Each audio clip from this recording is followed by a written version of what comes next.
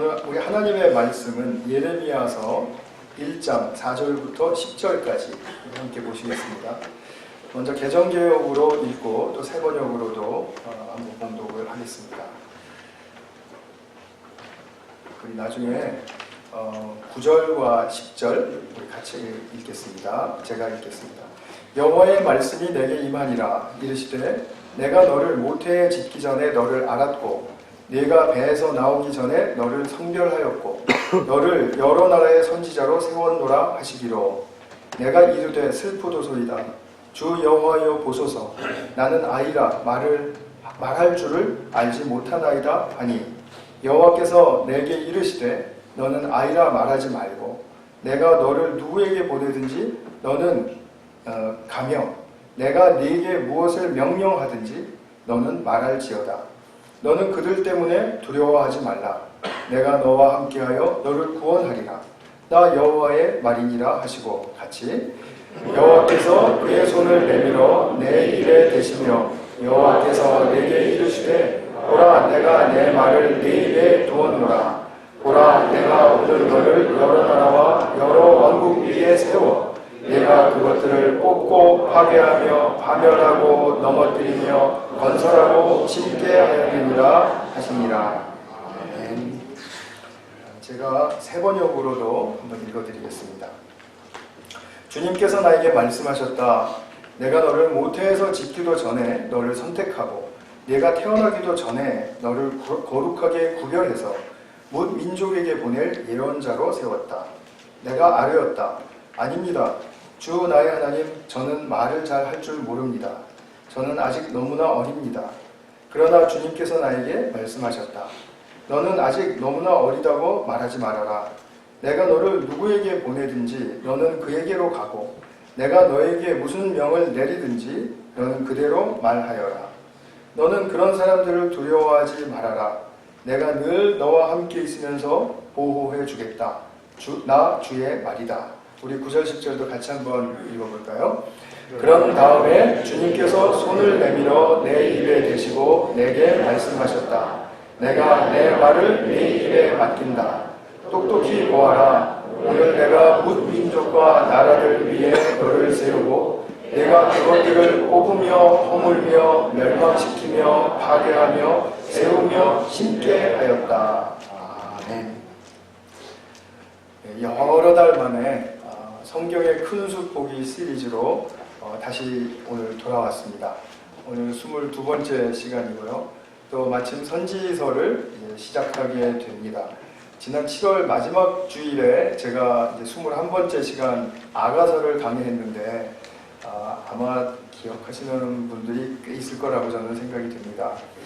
그리고 8월부터 12월까지 5달 동안에는 제가 이 참된 공동체의 모습이란 무엇인가, 또 복음이란 무엇인가, 또 복음에 합당한 삶이란 무엇인가에 대해서 쭉 설교를 했으니까 여러분들 혹시 그런 부분에 있어서 좀 의아한 점이 있다거나 또 궁금한 것이 있다면 설교 제목들을 이렇게 살피시고 다시 한번 들어보시고 이렇게 하셔서 본인의 복음의 신앙이 좀 더 견고해지실 수 있기를 바랍니다.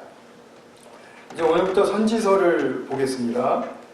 구약에는 선지서가 17개가 있습니다. 근데 저자는 16명이죠. 왜냐하면 예레미야 애가가 있어서 이제 그것이 예레미야 저서로 들어가게 됩니다. 우리가 구약 이 선지서 17권을 다 다루지는 않겠지만 이 중요한 주제들은 제가 다 좀 이번 기회에 다루어 보려고 합니다. 그리고 선지서마다 특징들이 또 있으니까 그 특징들을 살피면서 이제 구체적으로 들어가기로 하고요. 오늘은 이 선지서의 개관이 되는 시간으로서 선지자란 과연 무엇을 위해서 하나님의 부르심을 받은 사람인가? 또 그들이 집중적으로 그 살았던 시대, 그 시대의 정황은 어떠했는가? 그리고 사람들의 상태는 어떠했는가? 그리고 세 번째로는 선지자들의 사역의 결과는 어떠했는가? 그러면 우리는 오늘날 선지자들의 그 메시지를 어떻게 받아들여야 할 것인가에 관해서 좀 말씀을 드리려고 합니다. 좀 기본적인 것부터 뭐 상식적인 것이 되겠습니다만 좀 다루어 보면 구약의 선지서는 이사야부터 시작하죠. 그래서 이사야, 예레미야, 에스겔, 다니엘 이렇게 시작합니다. 근데 이 네 권은 대선지서라고 부르고 또 호세아부터 요엘 그렇게 해서 쭉 말라기까지 소선지서라고 부릅니다. 그 이유는 단순히 그 글의 양에 따라서 결정하는 것입니다. 그러니까 무슨 뭐 이사야가 더 위대한 이 선지자고요. 뭐 요엘이나 뭐 말라기는 좀 덜 중요한 선지자다 이런 뜻이 전혀 아닙니다. 그 양에 의해서 그렇게 그냥 구분을 해놓은 것이니까 그렇게 하시면 되겠습니다. 선지자들의 사역은 다 어려웠습니다. 그 어려운 뭐 여러 가지 이 포인트들이 많았지만 그 중에 제일 핵심이 되는 어려움의 원인은 무엇이었냐면 그 당대마다 살고 있었던 그 하나님의 백성들이 자기가 스스로 잘 믿고 있다라고 생각했기 때문입니다. 근데 자기들이 잘 믿고 살아간다라고 생각했지만 하나님은 그것에 동의하시질 않았습니다. 그러니까 하나님의 포인트와는 계속 빗나간 삶을 산 것이죠. 그러니까 하나님께서는 당신의 뜻을 선지자를 통해서 다시 들려주기를 원했던 것입니다. 그런데 우리가 교육하면서 아니면 양육하면서 제일 어려운 게 뭐죠? 그건 그거죠. 나는 다 안다라고 생각하는 학생들에게 가르치는 거죠. 안 그렇습니까? 그리고 또 더 나아가서는 선생님을 비웃는 거죠. 참, 다 아는 거죠. 이렇게 계속 말씀하고 계실까? 이렇게. 근데 이 선지자들은 이런 비웃는 정도보다 훨씬 더 심했습니다. 왜냐하면 자기들의 나중에는 결국 이상한 소리 한다고까지 하면서 주장하면서 죽이기까지 했던 거죠. 그래서 히브리서 11장 37절 같은 데 보면은 돌로 쳐서 죽이기도 하고 뭐 얼마나 잔인한지 또 톱질로 죽이기도 하고요. 그 다음에 칼로 죽이기도 하고 모든 고난과 또 환난을 주었다 이렇게 말합니다. 그래서 선지자들의 그 대부분의 삶의 종말은 행복하지가 않았습니다. 많이 비참했고요. 그럼에도 불구하고 오늘날 우리들에게 이 성경의 한 복판에 선지서라는 이 아주 위대한 이 하나님의 말씀의 글들이 우리에게 전해지고 있다는 이 사실로 보아 우리는 여기에 임할 때 좀 진지해져야 되겠죠. 영적으로는 하나님의 말씀을 전해도 거부하고 아니라 그러고 그러니까 힘들었고요. 그리고 육적 정신적으로는 뭐 무시당하고 죽임당하기까지 하니까 고통스러웠던 거죠. 그래서 이 선지자들이 참 많이 하나님께 갈등을 많이 가지기도 했고 그리고 또 부르심을 입을 때부터도 이것은 얼마나 두려운 일인가를 알았기 때문에 이제 조금 있다가 우리가 예레미야의 부르심의 장면을 살피겠지만 참 많이 하나님과 모종의 그 갈등과 알력이 아주 좀 강하게 이렇게 작용하고 있는 이제 그런 모습을 우리가 여러 선지서 부분들을 통해서 볼 수가 있습니다. 우리가 선지서가 아까 이사야, 예레미야 이렇게 이제 쭉 이어진다고 말씀을 드렸는데 그렇다고 해서 이사야가 가장 먼저 쓰여진 선지서가 아닙니다. 지금 이 선지서의 성경에서의 위치는 시간적으로 배열을 해놓은 것이 아니고요. 그냥 어떤 기준으로 이렇게 세워놨는지 잘 모르겠습니다. 그래서 오늘은 제가 먼저 이 선지자들을 시대별로 좀 도표로 정리하는 시간을 갖고요. 그래서 이런 선지자들이 이런 시대에 이랬었구나 이라고 이렇게 이해하시는 그런 좀 측면을 도표를 통해서 좀 보도록 하겠습니다. 이 도표는 제가 조정을 할게요. 네, 이스라엘 역사를 이제 선으로 본다면요. 근데 BC 1000년경이 다윗 왕국 시대이고요. 그 다음에 솔로몬이 이제 또 이어서 왕위를 한 40년 정도 받았죠. 그런데 불행하게도 제가 조정하겠습니다. 불행하게도 922년에 주전입니다. 이건 전부 922년에 왕국이 분열이 됩니다. 남과 북으로 우리나라처럼 이렇게 분열이 되죠. 그리고 나서는 북쪽 이스라엘이 200년이 정확하게 지나고 난 다음에 아수르라는 제국에 이제 멸망당하죠. 그래서 이제 북쪽 이스라엘은 역사 속에서 사라지게 됩니다. 그런 다음에 150년 정도가 지난 후에 이제 남쪽 유다 이제 그 지파만 남아 있었을 때 이야기인데, 이제 그때는 또 아수르라는 제국을 또 제패한 그 바벨론이라는 그 신흥 제국이 일어서면서 이제 남유다까지도 침공을 하고 그리고 그 함몰을 시켜버리죠. 그래서 예루살렘 성전이 회파가 되고요. 모든 사람들이 포로로 바벨론으로 끌려가는 그런 이제 비참한 역사적인 사건을 만나게 됩니다. 그런 다음에 바벨론을 또 제패하는 바사 제국, 페르시아 제국이죠. 페르시아 제국이 일어나면서 바벨론이 잡아왔던 그 이스라엘 포로들을 다시 다 귀환을 시킵니다. 3차에 걸쳐서 귀환을 시키는데 이제 536년이 그 첫 번째 귀환 시기였고요. 이때 이제 수룹바벨이나 이런 사람들이 이제 같이 왔고요. 그 다음에 이제 2차, 3차로 450년 전후로 해서 이제 귀환을 하게 됩니다. 이 선 위에 표시가 된 이 사건들은 정말 이스라엘의 그 예수님 오시기 천년 사건, 천년 역사에 있어서 굉장히 치명적이고 또 충격적인 그런 그 영향을 끼치는 사건이었다, 이렇게 말을 할 수가 있습니다. 근데 이 성경에서 이제 선지자의 그 활동으로 이제 주목을 하게 되면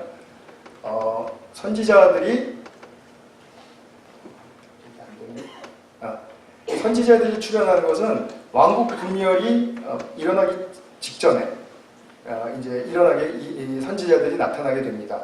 그러나 이제 그분들이 이제 성경의 그 열왕기서라든지 역대서라든지 이런 데 이제 이름이 거론이 되지 이 선지서처럼 이렇게 따로 책으로 남겨지진 않았습니다. 그리고 이제 가장 첫 번째 선지자로서 활동이 왕성했고 잘 알려진 선지자가 엘리야랑 엘리사죠. 이분들도 책으로 남기진 않았습니다만, 그러나 그 이제 활동의 그 역사들이 열왕기 하에 잘 기록되어 있죠. 아주 또 재밌는 또 아주 흥미로운 기사들이 참 많이 있습니다. 그리고 이제 북쪽 이스라엘 위쪽을 북쪽 이스라엘로 보겠습니다. 글자가 좀 작아서 죄송합니다. 다 집어넣으니까 어쩔 수가 없더라고요. 첫 번째 선지자가 요나입니다. 북쪽 출신이고요. 요나이고 또 그 두 번째가 이제 아모스, 그 다음에 세 번째가 호세아입니다. 이 호세아는 자기 민족이 망하는, 그러니까 아수르에게 망하는 그 시점을 이렇게 사역 기간 중에 품고 있었습니다. 그래서 그 사건들을 다 본 선지자라고 말을 할 수가 있죠. 이 정도가 이제 북이스라엘에서 나온 선지자들입니다. 그 다음에 이제 남쪽에서는 오바댜가 이제 가장 먼저 이제 나온 사람이다라고 이렇게 보고 있고요. 그다음 약간의 학자들마다 차이는 있습니다만 이렇게 그냥 이해하시면 되겠습니다. 그 다음에는 요엘, 유명한 요엘 아시죠? 젊은이들의 꿈을 꾸고 이렇게 말하면서 했던 사람이죠. 그 다음에 이사야는 남쪽에서 활동을 했지만 미가도 동시대에 활동을 했고요. 그러나 북쪽 이스라엘이 망하는 것을 본 그런 선지자입니다. 그러니까 치명적인 역사적인 그 순간에 증인으로 있었던 사람이라고 볼 수가 있겠죠. 그 다음에는 나훔이라는 선지자가 등장을 하고요. 그 다음에는 스바냐, 그리고 그 다음에는 하박국. 그래서 하박국 선지자가 이제 그 남유다가 멸망하기 직전에 아주 굉장히 그 긴장감이 고조가 되고 아주 그 불안할 때, 그때 이제 활동했던 하박국 선지자인데 586년 그 멸망은 기록되어 있지 않습니다. 하박국서에는요. 근데 이 586년 이건 굉장히 중요한 이스라엘에 있어서는 역사적인 순간인데요. 이 순간을 같이 사역 기간 중에 품고 있었던 선지자들이 이제 예레미야가 딱 중간에 끼고 있습니다. 그리고 다니엘, 그 다음에 에스겔, 이렇게가 이렇게가 이제 그 예루살렘 함락이 되었던 586년 사건을 이제 목도했던 그런 선지자들이고요. 그 다음에 이제 귀환한 다음에, 포로로부터 귀환한 다음에 이제 성전 건축을 이제 위해서 하나님께서 학개와 스가랴라는 그 두 선지자를 부르시죠. 그리고 또 이제 한참 뒤에 2, 3차 다 귀환한 후에는 이제 말라기라는 선지자를 이제 들어서 이제 하나님께서 또 말씀을 하십니다. 이 선지자들을 이제 우리가 하나씩 이제 중요한 부분들을 다 살펴보게 될 텐데요. 이 도표를 원하시는 분은 제가 홀 데스크에 프린트해서 놔두었으니까 오늘 이 설교의 그 PPT 슬라이드가 전부 프린트된 이제 그 용지를 가져가시면 집에서도 한번 더 보실 수가 있겠습니다. 네, 여기서 넘어가겠습니다. 선지자는 영어로 prophet라고 하기 때문에 예언자라는 말로도 번역이 가능하죠. 근데 그래서 앞날을 이렇게 미래를 점치는 예언하는 사람인 줄로 그 아는 사람들이 참 많이 있습니다. 근데 사실은 예언자라는 말보다는 대언자라는 말이 훨씬 더 적합합니다. 그러니까 fortune 뭐라 그러죠? future teller 뭐라 그러죠? 하여튼 뭐 fortune teller라고 그러나요? 그런 어떤 미래를 점치는 사람이라기보다는 messenger라는 그런 그 의미가 훨씬 더 강하다는 거죠. 왜냐하면 선지자들은 하나님의 마음을 모르고 또 하나님께 말씀을 듣고 배우지 못하고 그리고 전한다라는 것은 이게 성립이 안 되는 역할과 기능이었기 때문에 그렇습니다. 그래서 그 시대 사람들에게 하나님의 말씀을 그대로 대언하는 그런 역할을 부여받았기 때문에 메신저라고 하는 것이 맞죠. 그런데 이 전하는 말씀을 보면 이제 미래의 예언적인 요소도 있기 때문에 우리가 예언자라고 말할 수 있지만 그러나 미래를 이 선지자들이 말한다고 해서 점치는 사람들하고 차원을 같이 보시면 안 된다는 것입니다. 선지자들은 하나님의 부르심을 아주 분명하게 경험한 사람들입니다. 대표로 오늘 예레미야의 부르심의 장면을 보셨는데요. 예레미야 안에 많은 갈등과 번뇌가 아주 정확하게 엿보입니다. 5절에 보시면은 너를 거룩하게 구별해서 민족에게 보낼 선지자로 세웠다. 이렇게 말씀하시니까 곧바로 아닙니다. 이렇게 얘기해요. 아니래요. 저는 말을 잘 할 줄 모릅니다. 너무 어립니다. 사실 예레미야가 이때 부르심을 받았을 때 10대 후반이라고 학자들이 보고 있습니다. 그러니까 참 일찍 부르심을 받았죠. 그리고 한 55년에서 60년 정도 사역을 했으니까 와 정말 듣기만 해도 정말 참 대단하죠. 그래서 어쨌든 나는 안 됩니다 라고 이야기를 했는데 하나님께서는 곧장 또 말씀을 하세요. 대응을 하세요. 어리다고 말하지 말아라. 너 어리지 않다. 내가 보내는 곳으로 가서 말해라. 그리고 사람들 두려워하지 말아라. 내가 널 구원하겠고 내가 널 보호하겠다. 그리고 손을 내밀어서 입에 대시고, 그러니까 이거는 정말 너무나도 분명한 경험이라는 뜻이죠. 손을 내밀어서 입에 대시고 내가 내 말을 네 입에 맡긴다 라고 이렇게 하나님이 말씀하셨습니다. 이렇게 보면, 그리고 또 이제 뒤에 보면은 이제 예레미야서 나중에 볼 때 제가 중심 단어로서 보겠지만 내가 그것들을 뽑으며 허물며 멸망시키며 파괴하며 세우며 심게 하겠다. 하나님의 말씀의 역사를 이렇게 표현하셨습니다. 그러니까 우리들에게 불합당한 것은 다 파괴하고 뽑고 그리고 멸망시키고 그 다음에 새롭게 세우고 심게 하겠다. 이것이 예레미야가 받은 사명의 핵심이었습니다. 선지자들의 부르심을 보면 정리를 해보면 이렇습니다. 하나님에 대한 자각이 뚜렷해졌습니다. 무언가 영적으로 하나님을 향해서 활짝 깨어난 것이죠. 그리고 주님과의 분명한 만남이 확신이 되는 것이고요. 그리고 그가 사역할 때 이제 앞으로 첫 단계에서 전할 말씀을 주십니다. 앞으로 사역 기간, 너 앞으로 한 50년, 60년 사역할 거야. 이렇게 기간도 미리 말씀하시지도 않고요.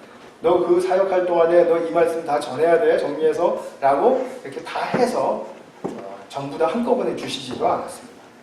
또 그렇게 하시지도 않습니다. 다른 사역자들을 보더라도요. 주님이 때마다 결정해서 주십니다. 이것을 보면 당신께서 부르시는 선지자들이 누군지도 결정하시고, 부르시는 시기도 주님이 결정하시고, 사역의 내용도 결정하시고, 끝낼 임기도 결정하시고, 그래서 모든 것들을 다 주님이 주관하세요. 그렇기 때문에 선지자들은 순종하면서 한 걸음 한 걸음 나갈 때마다 지금이 임기 끝입니까? 이렇게 한 번씩 물어볼 수도 있었겠지만, 그러나 그때마다 그 상황과 또 사람들의 상태에 대해서 주님 앞에서 무슨 말을 전해야 할지 자기 자신을 점검하는 것이 무척 중요했습니다. 무엇을 할지 물어야 됐고요. 언제까지 해야 될지 그것도 물어야 되고요. 이 상황에서, 이 상태에서 어떻게 대처해야 할지 물어야 되고요.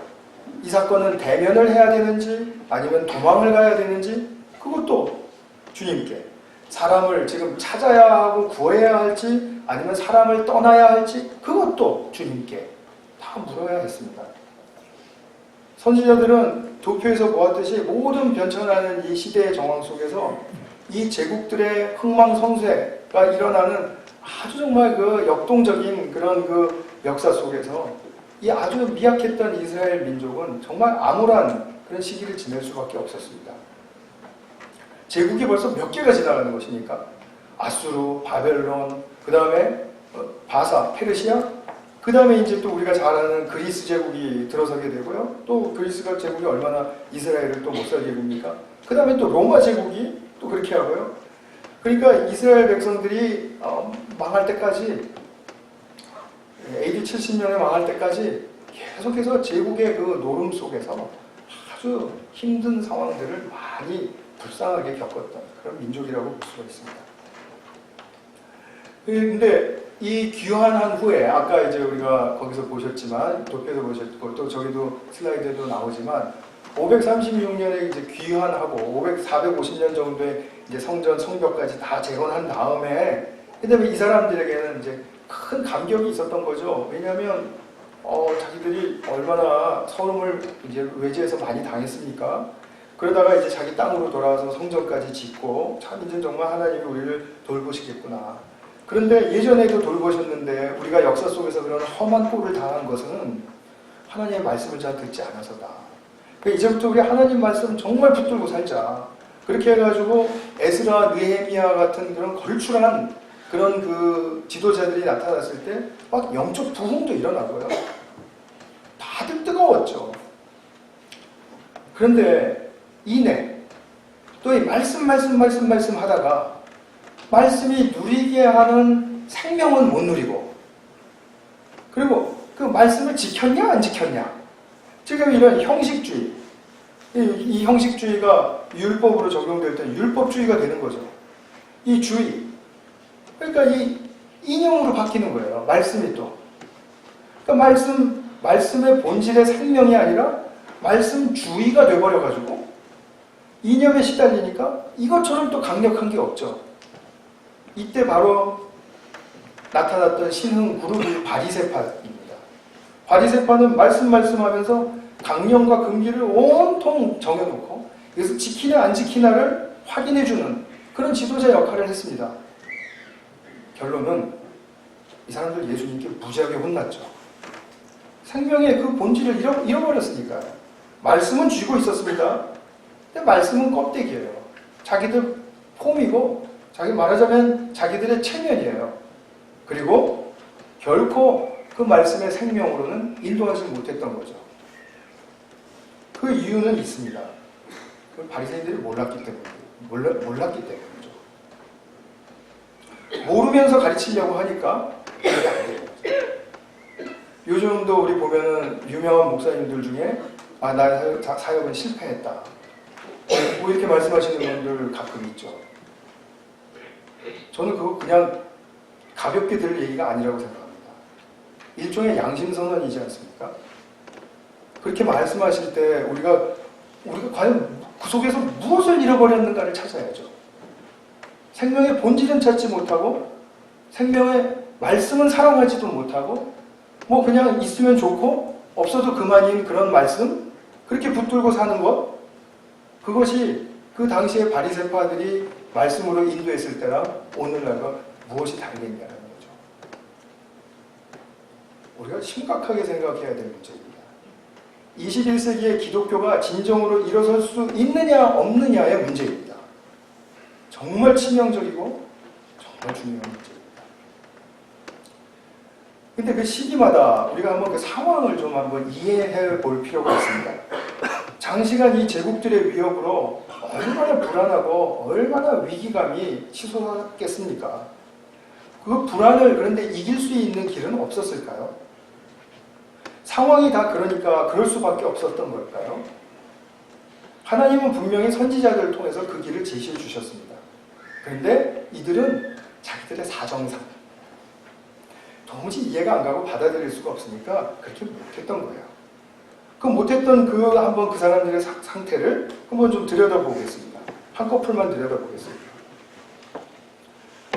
불안의 상태가 계속 지속되거나 아니면 불안했다 나아졌다 하는 것이 기폭이 이렇게 심하거나 아니면 자기가 불안한 줄도 모르고 살아가다 보면 그냥 그것이 불안이 그냥 왔다가 가고 나의 삶에는 별로 영향이 없구나 이런 것이 아니고 그 불안으로 말미암아 사람이 긍정적이고 풍성한 마음으로 서로 돕고 사랑하고 이해하고 공감하면서 사람답게 살아갈 수 있게 하는 그 힘을 잃어버리게 만듭니다. 불안이 바로 그것을 만들어냅니다. 내가 무엇에 대해서 굉장히 불안한가를 한번 생각해 보시는 것도 도움이 되실 것 같습니다. 그러니까 그 시대의 특징은 워낙 이 환경적으로 불안과 위기가 아주 엄청나게 정말 그 높은 고조에 이르렀을 때였기 때문에 항상 사람들에게는 잠재되어 있고 드러나는 것이 불안과 불안 증상이었을 것입니다. 그럼 불안하면 뭐 하죠? 논쟁하죠. 그죠? 다툽니다. 그리고 국가와 사회 간에도 불안하니까 내가 폭력이 일어나게 되죠. 국가가 폭력을 사용할 때 그게 합법화된 폭력이죠. 그런 폭력, 또 패권 싸움, 그 다음에 전쟁을 불사하는 것. 그리고 자기들이 승리하면 그 민족은 자기들이 무슨 수를 써서 인권이고 뭐고 다 학대하거나 죽이기까지 해도 전혀 죄책감을 느끼지 않는 그런 아주 정말 지극히 타락한 그런 지경을 지나가게 되죠. 근데 그 불안과 위기 상황을 선지자들을 통해서 하나님께서 어떻게 극복하라고 하시는 거죠? 말씀을 들으라. 말씀을 들으라. 그리고 내게로 돌아오라. 입니다. 그 뒤에서 제가 조금 더 설명을 드리겠습니다. 그러니까 하나님의 말씀을 들어야 할 때 우리가 그 율법의 핵심이라고 볼 수 있는 레위기 19장 10절의 말씀. 하나님을 사랑해라. 그리고 네 이웃을 네 몸과 같이 사랑해라. 자, 우리가 사랑할 때 힘을 얻습니다. 내가 사랑받을 때도 힘을 얻지만 사랑할 때 힘을 얻습니다. 힘을 얻으면 그 사랑을 하면서 얻는 힘으로 나의 이 불안과 나의 이 상황을 이겨나가야 되는데 내가 이 사랑하는 힘을 얻었다고 해서 불안과 위기는 그 상황은 없어지지 않습니다. 그러나 내가 그것을 이길 수 있는 힘은 사랑받고 사랑함으로써 얻는 힘이어야 되죠. 항상 제가 강조 말씀드리는 거죠. 예수님의 사랑을 말씀드릴 때마다요. 그런데 이것이 사랑받고 사랑하고 힘을 얻기에는 너무 시간이 많이 걸리는 거죠. 단순하게 말씀드리면. 그런 열매가 맺어지기까지는 인내가 부족한 거죠. 인내하는 거는 아무런 일을 안 하는 거라고 믿고 있는 거죠. 그러니까 당장에 급한 거 무엇을 해야 하는가를 찾게 되겠죠? 당장에 나의 이 불안과 위기를 모면하기 위해서 무엇을 했습니까? 그들이 불안과 위기를 모면하기 위해서 한 모든 일들을 우상숭배라고 총칭하는 것입니다. 그러면 우상의 그 대상은 뭡니까? 이방신들일 수도 있고요. 또 이웃에 자기들을 잘 봐주는 나라일 수도 있고요. 가서 붙어야 되죠. 그거 바로 우상숭배죠. 그 다음에 자기들이 길러온 어떤 힘이나 아니면 세상적이고 인간적인 그런 술수나 이런 것들에 다 의지하는 것, 이것이 다 우상숭배라는 말로 축약이 됩니다.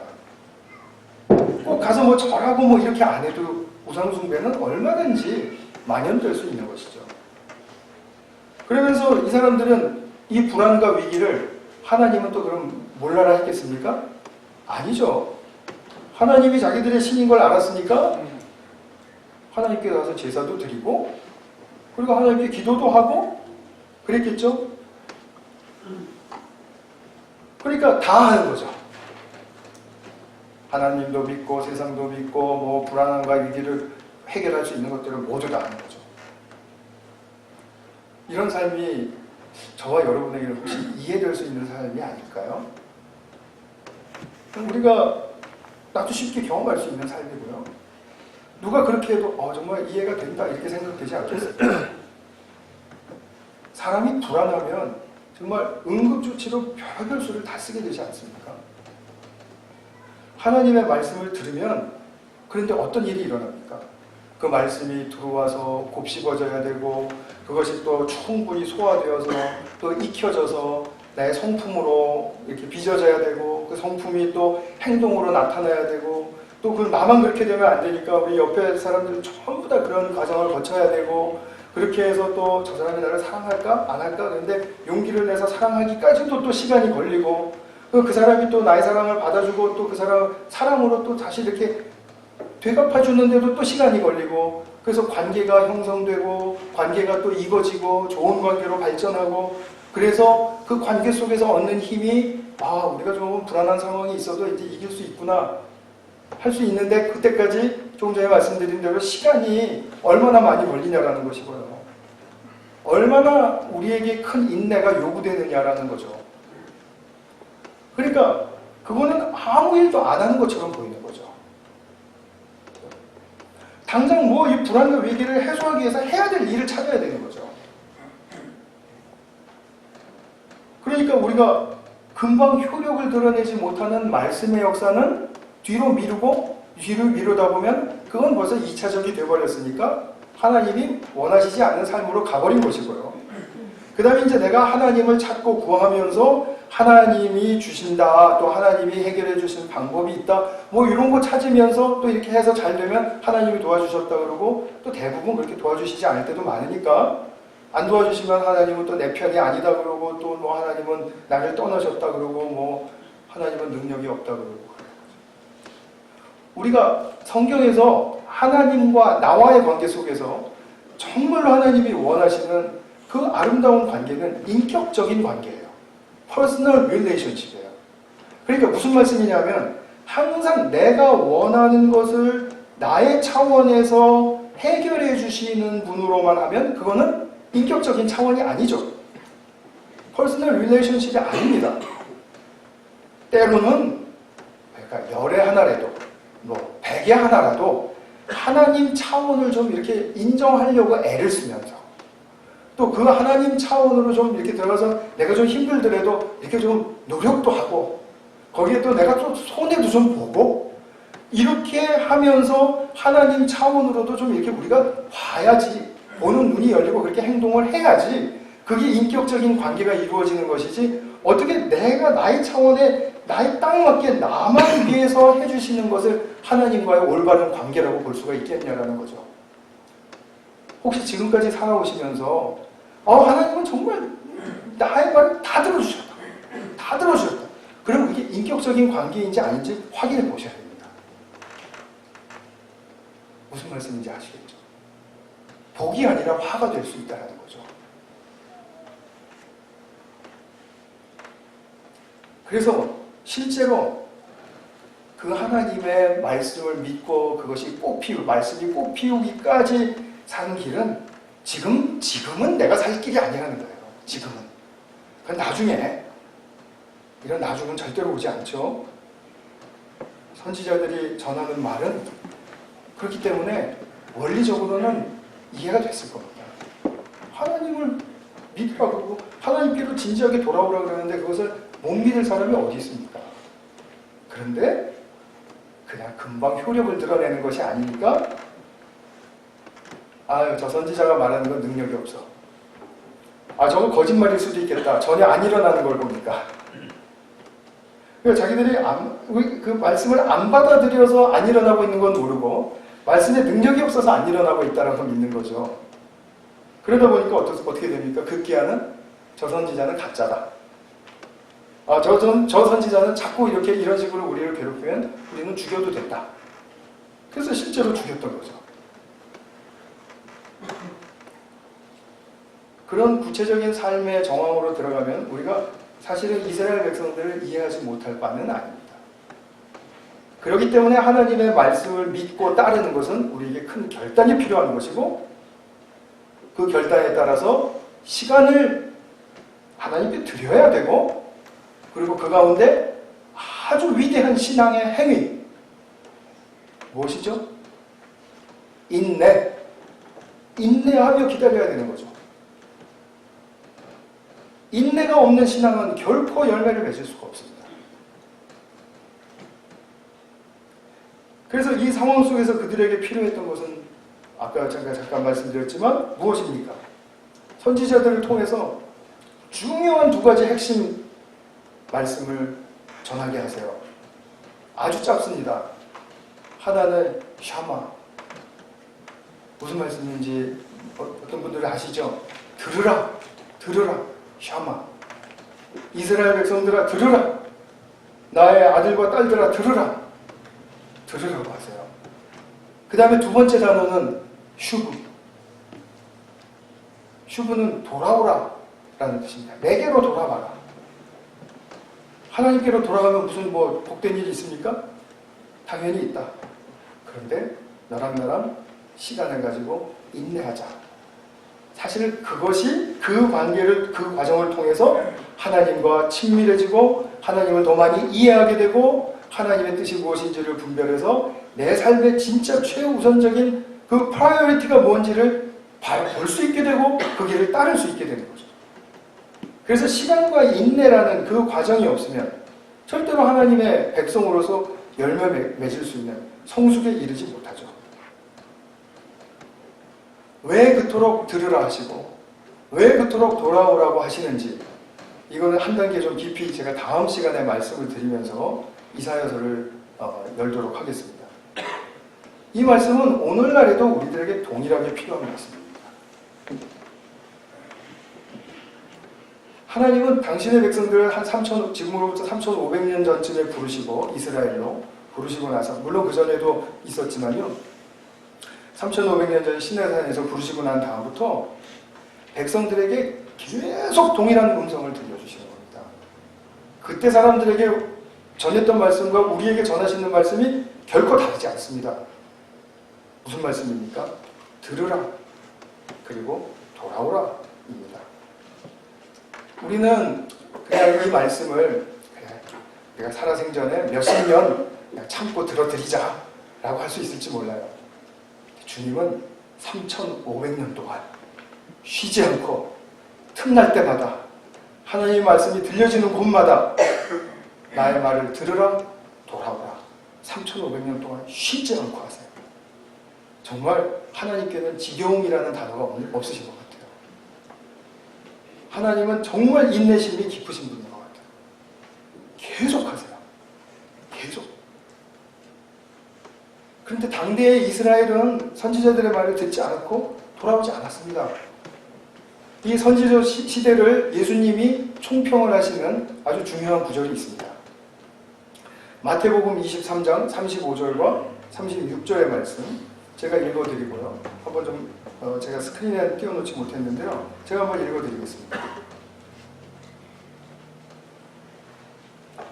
그리하여 의인 아벨의 피로부터 창세기 4장까지 올라가죠. 예수님은 너희가 성소와 제단 사이에서 살해한 바가랴의 아들 사가랴의 피에 이르기까지 왜 사가랴의 피에 이르기까지 했냐면 역대하 24장에 나오는 이 사가랴가 성전에서 죽음을 당했는데요. 이스라엘은 그 포로 전에 역대하 그 사건이 이제 자기들의 역사의 마지막이라고 보기 때문에 예수님께서 상징적으로 사가랴의 피를 말씀하신 것 같아요. 땅에 죄 없이 흘린 모든 피가 너희에게 돌아갈 것이다. 이걸 신원이라고 하죠. 빈디케이션. 내가 진정으로 너희에게 말한다. 이 일의 책임은 다 이 세대에게 돌아갈 것이다. 이 세대는 어떤 세대를 말하나요? 예수님의 세대요. 예수님의 세대. 그러니까 이 세대라고 말씀을 하셨죠? 정말 이 책임이 그 세대에게로 돌아갔습니까? 예. 섬뜩하실지도 모르겠지만 정말 그 책임이 그 세대로 다 돌아갔습니다. 성전이 완전히 회파되었고요. 그리고 완전히 주권과 그리고 모든 소유와 관계들을 다 로마 제국에 빼앗겨 버려졌습니다. AD 70년에 로마 제국에 의해서 일어난 성전 파괴가 지금 바로 이 사건입니다. 이 세대에게도 책임을 돌리겠다라고 하시는 그 말씀이세요. 심판주는 예수님이세요. 예수님이 말씀하신 대로 이루어졌습니다. 우리가 이제 뒤에도 넘어가서 마태복음 24장, 25장 이렇게 하다 보면은 이제 성전 파괴의 때와 재림의 때를 구별해서 말씀하시는 그런 아주 귀한 말씀을 접하게 되는데 나중에 기회 있을 때 다루도록 하겠습니다. 그래서 예수님은 아까 보셨던 도표에 나타나는 그 시대, 긴 시대를 총평하시기를 책임을 이 세대로 돌리겠다라고 하셨습니다. 그리고 이제 23장 37절, 38절에 보시면은 아주 이런 말씀이 있죠. 예루살렘아, 예루살렘아, 내게 보낸 예언자들, 선지자들을 죽이고 돌로 치는구나. 암탉이 병아리를 날개 아래 품듯이 내가 몇 번이나 내 자녀들을 모아 품으려 하였더냐. 그러나 너희는 원하지 않았다. 보아라, 너희 집은 버림을 받아서 황폐하게 될 것이다. 다시 한번 성전 파괴에 대한 예수님의 예언의 말씀이십니다. 정말 가슴 아픈 말씀이죠. 암탉이 병아리를 품듯이 그렇게 품고 있었어요. 들으라 그러고 돌아오라 그러고 그렇게 말씀을 계속하셨어요. 계속해서 돌아오지 않아요. 하나님께 돌아온다는 말씀이 무슨 뜻입니까? 이제는 하나님을 나의 중심에 의식하게 되었다. 하나님께 이제 내가 기도하게 되었다. 하나님이 내게 말씀해 주신 것은 내가 우선순위를 두고 행하기를 원하게 되었다. 나는 그것을 실행한다. 그것이 하나님께로 돌아온 모습이죠. 하나님께로 돌아온 건 모든 것이 다 나중이고 지금은 급한 거, 교회도 급한 일이 많고 가정에도 급한 일이 많고 직장, 이 세상을 바라보면 모든 것이 다 급한 일이죠. 모든 것이. 그러니 우리의 불안은 증폭되고 이 시간과 인내를 가질 여력은 없어지고 결단하지 못하죠.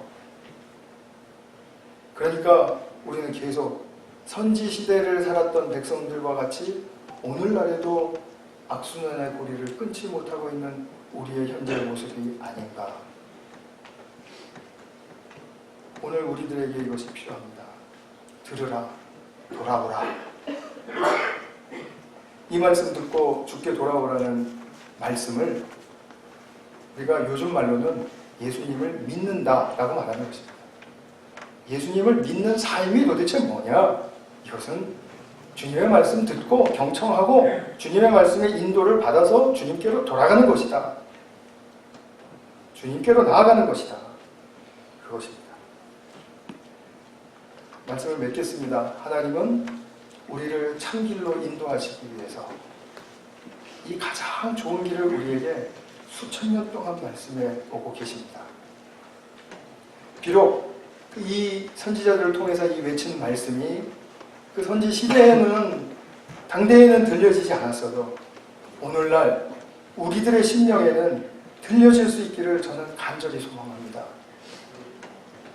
이것이 들려질 때 우리는 옛 선지자들의 말씀이 오늘날 우리에게 어떻게 역사하는지를 경험할 수 있을 것이며 이 이 옛 선지자의 말씀이 우리 개인과 목장과 우리 공동체 정말 하나님께로 돌아가게 하는 참 회개의 축복이 넘치게 될 줄로 믿습니다.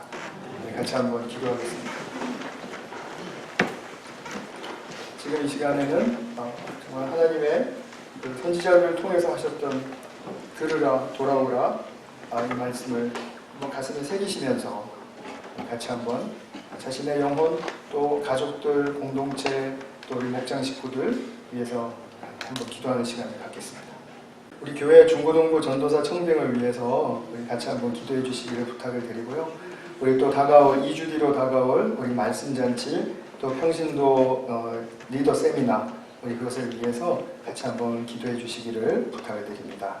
사랑하는 아버지 하나님, 선지 시대를 통해서 참으로 많은 선지자들을 보내주셨고 또 그들의 입술을 통해서 정말 하나님 말씀 들으라고 하고 또 돌아오라고 하는 그 거침이 없고 지속적인 그 말씀이 들려졌음에도 불구하고 자기들의 상황 때문에 그 말씀을 듣지도 못하고 또 주님께로 돌아오지도 못했던 결과로 예수님의 임하셨던 그 세대에 참으로 큰 정말 책임을 지게 되는 그런 일들을 우리가 바라보게 되면서 정말 우리는 앞으로 어떻게 살아야 하며 무엇에 관심과 초점을 두어야 하며 또 주님께서 가장 기뻐하시고 또 주님께서 우리에게 약속하신 가장 최상의 길, 행복의 길이 무엇인지를 알게 하시는 그 말씀을 우리가 다시 새로운 마음으로 듣기를 원합니다.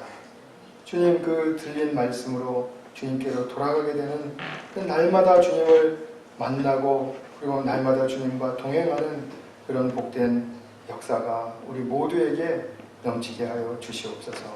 우리 구주 예수 그리스도의 이름으로 기도하였습니다.